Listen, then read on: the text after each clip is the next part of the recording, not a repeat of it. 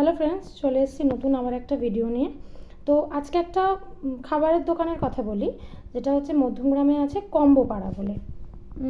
দেখিয়ে দিচ্ছি আমি, দেখতেই পাচ্ছ। আর তার সাথে সাথে এটাও দেখতে পাচ্ছ এর মধ্যে কতটা তেল রয়েছে। এটা উপরে মাটনের যে গ্রেভির যে তেলটা সেটা বেরিয়েছে। তো এদের প্যাকেজিং নিয়ে তো এটাই বলবো যে প্যাকেজিংয়ের অবস্থা এটাই দেখো, যে আনতে আনতে আমরা পুরোটা সোজা করে নিয়ে এসেছিলাম, এমনটাও নয় যে কোথাও বেঁকে গেছিলো যার জন্য পড়ে গেছে। তো এটার এইরকম অবস্থা হয়েছে। এই যে এর গ্রেভি পুরোটাই কালো কালো।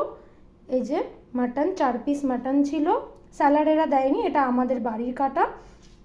আর রাইসেরও চাল যে খুব একটা ভালো সেটা বলে মনেও হচ্ছে না, খুব একটা টেস্টিও নয়। আর মাংসও খুব একটা টেস্টি না। এত যে ইউটিউবারের বিরিয়ানি ইউটিউবারের দোকান বলে হয়তো চলছে, কিন্তু খাবার মোটেই ভালো নয়।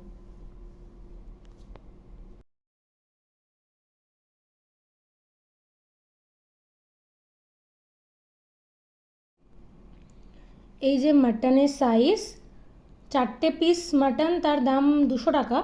তার মানে পার পিস মাটনের দাম পড়ছে 50 টাকা। তো এটা হচ্ছে মাটনের সেই 50 টাকার পিস। আর এটার কি অবস্থা, কিভাবে মানে ছিঁড়তে হচ্ছে দেখুন, রীতিমতো জোর লাগিয়ে ছিঁড়তে হচ্ছে। এই যে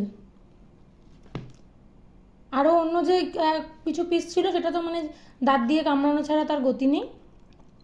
এই হচ্ছে তার অবস্থা,